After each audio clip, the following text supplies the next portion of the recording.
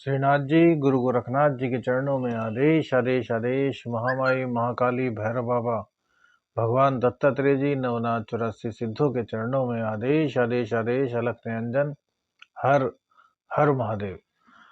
आज बात करेंगे 20 अक्टूबर की। माँ वैभव लक्ष्मी के चरणों में नमन करते हुए आज शुक्रवार के शुभ दिन की शुरुआत करेंगे।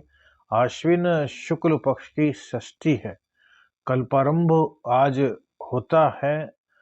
आज सूर्योदय का टाइम सुबह को 6:24 पर रहेगा, जबकि सूर्यास्त शाम को 5:46 पर होगा।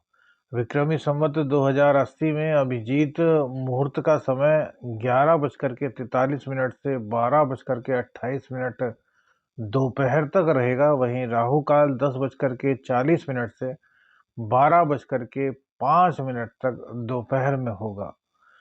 दिशा शूल पश्चिम दिशा की रहेगी। यह राशिफल आपकी चंद्र राशि के आधार पर है। यदि आप अपनी चंद्र राशि नहीं जानते तो नाम राशि के आधार पर इस राशिफल को देख सकते हैं। लग्न और राशि दोनों को ही देखना चाहिए और फिर औसत निकालना चाहिए। आदेश आदेश। अलख निरंजन, हर हर महादेव। कन्या राशि की बात करते हैं। शुक्रदेव आपके 12वें स्थान में सिंह राशि में विराजमान रहेंगे। सूर्य, बुध, केतु और मंगल आपके द्वितीय स्थान अर्थात तुला राशि में विराजमान रहेंगे। और शनिदेव आपके छठे स्थान में, राहु और बृहस्पति अष्टम स्थान में विराजमान रहेंगे। चंद्रदेव आपके आज चतुर्थ स्थान में रहेंगे और केतु देव के नक्षत्र से गोचर करेंगे। तो आइए जानते हैं किस प्रकार से यह आपको आज शुभ फल प्रदान करेंगे। एकादश भाव के स्वामी का चतुर्थ भाव में जाना बहुत ही अच्छा है। यहाँ पर किसी चीज को लेकर के यदि सेटिस्फेक्शन दिख रहा है तो वो है आमदनी। आमदनी आज आपकी अच्छी होने वाली है। घर का सुख आपको काफी अच्छी तरीके से मिलने वाला है। लेकिन जो चंद्र देव हैं वो चतुर्थ भाव में बैठे हैं और उनके जो लॉर्ड हैं वो अष्टम में चले गए हैं राहु के साथ, जबकि चंद्रदेव केतु के नक्षत्र से गोचर कर रहे हैं। तो देखिए, कहीं ना कहीं दाम्पत्य जीवन को लेकर के यहाँ पे कुछ दिक्कत का माहौल आज दिखाई दे रहा है। जीवन साथी का से मनमुटाव, जीवन साथी की तबीयत खराब हो जाना, या आप दोनों के बीच में वो चीज होना जिसको कि आप दोनों ही नहीं चाहते, इस तरह की कुछ बात रहेगी। लेकिन इसमें टेंशन लेने वाली आवश्यकता नहीं है। थोड़ा सा आपको सिर्फ अपना अहंकार को त्याग करके बातचीत करने को, कम्युनिकेट एक दूसरे को करने को थोड़ा सा आपको समय देना है और आपकी इस प्रॉब्लम का समाधान हो जाएगा। यहाँ पर किसी तरह की कोई प्रॉब्लम नहीं रहेगी यदि आप कम्युनिकेट एक दूसरे को कर लेते हैं। एक दूसरे से बात कीजिए, कुछ मनमुटाव है तो भी बात कीजिए। समाधान बातों से ही निकलता है। लड़ाई झगड़ा विवाद चीजों से कभी समाधान नहीं निकलता, बात आगे बढ़ती है। और हम कहते हैं कि यदि समाधान निकल भी जाता है तो भी मन में एक टीस रहती है कि यार, हमारे पति ने या हमारी पत्नी ने हमारे साथ ऐसा किया। तो हमेशा जब भी रिश्ते की, पति पत्नी की या प्रेमी प्रेमिका की बात आए तो हमेशा आपको कम्युनिकेट करना चाहिए। एक दूसरे से बात करनी चाहिए, एक दूसरे से अपने दिल की बात कहनी चाहिए, चाहे वो अच्छी है या बुरी। बात कहेंगे तो शक की गुंजाइश समाप्त होगी और स्थिति क्लियर होगी, जिससे कि आपका जीवन सुखमय होगा। इनकम को लेकर देखें तो इनकम को लेकर के आज आपका समय यहाँ पर अच्छा दिखाई दे रहा है। इनकम से कोई दिक्कत हमें नहीं दिखाई दे रही, क्योंकि जो बृहस्पति देव है वो राहु के साथ है और धन के स्वामी है। जबकि बृहस्पति पर सूर्य की दृष्टि भी है और बृहस्पति की दृष्टि सूर्य और मंगल और बुध तीनों पर है, तो वाक सिद्धि योग भी आपका बनता है।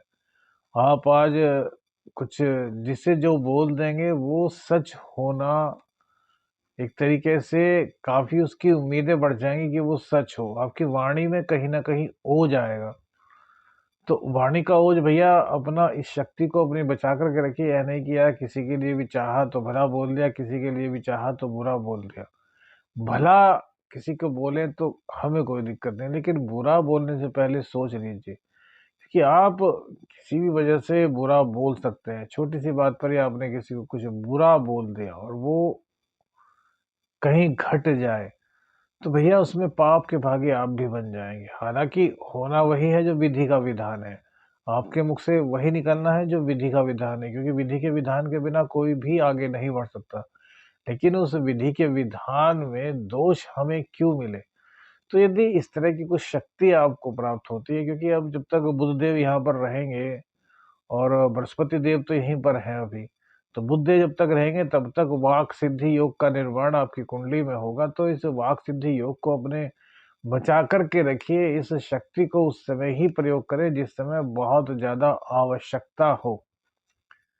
चीज़ का बहुत अधिक ध्यान रखना चाहिए।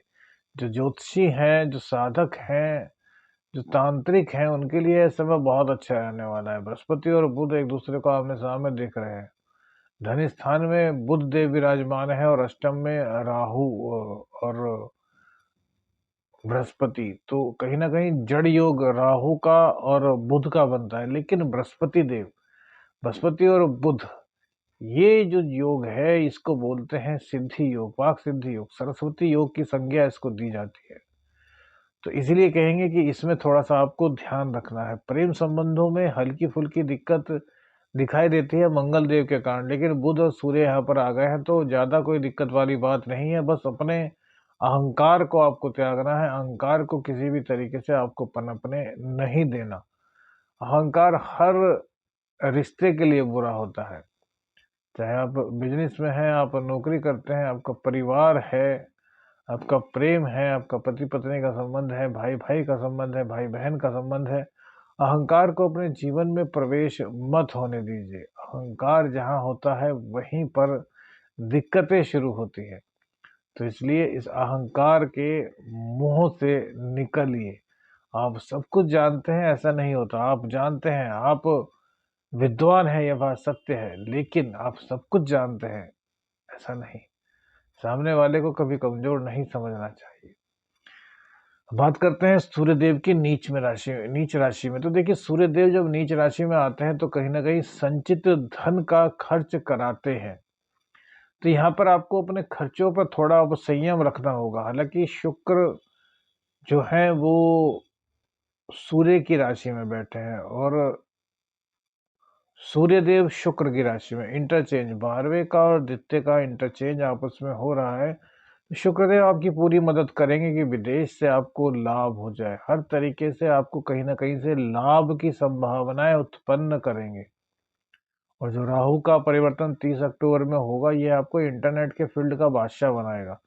इंटरनेट से रिलेटेड जितने वर्क होंगे, उन सब चीज़ों में आप बहुत ज़्यादा आगे निकल जाएँगे। इंटरनेट देखिए राहु इंटरनेट ही है, क्योंकि इंटरनेट भी कहीं न कहीं भ्रम की स्थिति पैदा करता है। अब सोशल नेटवर्क साइट्स पे आप बहुत से स्ट्रेंजर्स से मिलते हैं। अब क्या पता वो वास्तव में रियलिटी में कैसे हैं, आपकी बात होती है, आप उनके निकट भी चले जाते हैं। दिल से आप कहीं न कहीं उनको एक दिल में स्थान देने लगते हैं, लेकिन हकीकत क्या है, यह किसी को नहीं पता जब तक कि आप मिल नहीं लेते, जब तक आपको उनके बारे में पूरा पता नहीं चल जाता। तो यह राहु का ही प्रभाव होता है। तो इसलिए यहाँ पर राहु देव भी 30 अक्टूबर के बाद अर्थ के मामले में आपको बहुत ज़्यादा सपोर्ट करेंगे और यहाँ पर थोड़ा-सा अभी समय जब तक कि 17 नवंबर तक का जो समय है, सूर्यदेव यहीं पर रहेंगे अपनी नीच राशि में, तो संचित धन का कहीं न कहीं ये खर्च कराएँगे।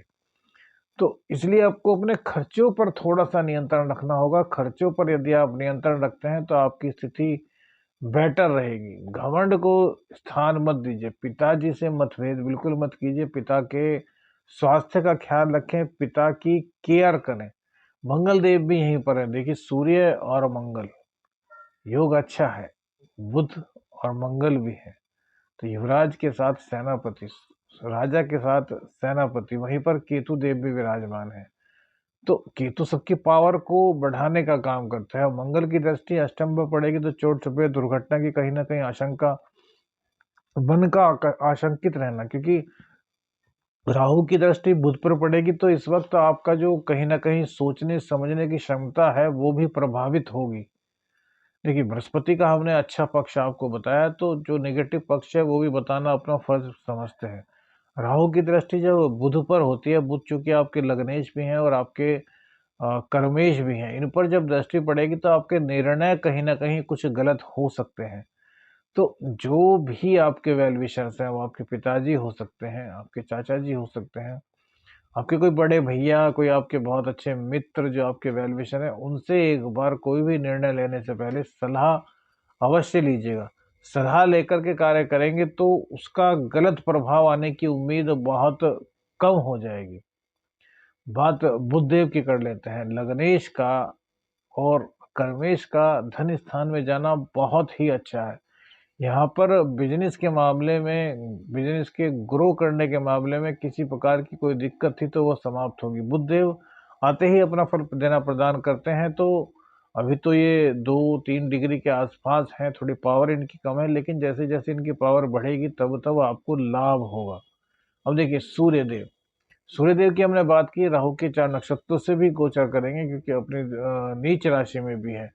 तो यहाँ पर जो अंतिम सप्ताह होगा सूर्यदेव का वो तो आपके लिए अच्छा है, लेकिन उससे पहले जो अभी का समय है लगभग 20-22 दिन का जो समय है सूर्य का, यहाँ पर आपको अपनी आँखों का भी ख़्याल रखना होगा, आँखों की दिक्कत हो सकती है।